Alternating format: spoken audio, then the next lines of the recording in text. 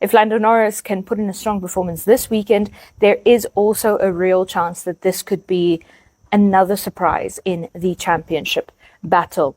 Other surprises for this weekend, Franco Colapinto's accident. He took 50 Gs of force to his body, and Williams are now saying that he will have to get a medical checkup and be checked out before they make a decision as to whether he will race in the Las Vegas Grand Prix, which will take place at 8 a.m. tomorrow morning, Namibian time.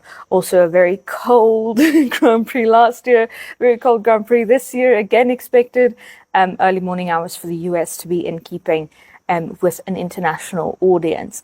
So the Las Vegas Grand Prix, very, very surprising last year as well. Not really in the lead up to the race. You know, you look at the circuit and it's basically a box. A lot of people joked that it looked a bit like a pig, but it's a square. It's a quite complicated square, basically. And you look at all these 4 straights, the 2 long straights, the 2 shorter straights, and, you know, you think to yourself, what's really going to happen here? And it ended up being one of the more exciting races of the season.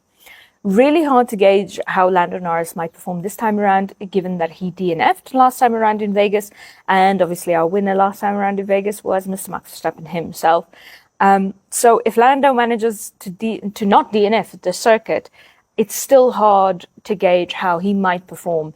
I remember he had quite a strong performance last year prior to DNFing, but obviously all of that comes to nothing if you can't finish the race.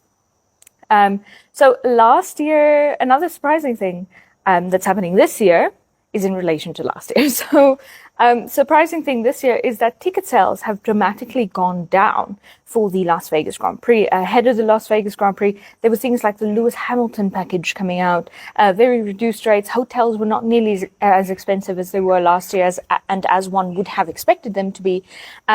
So there were a lot of questions around why is this happening?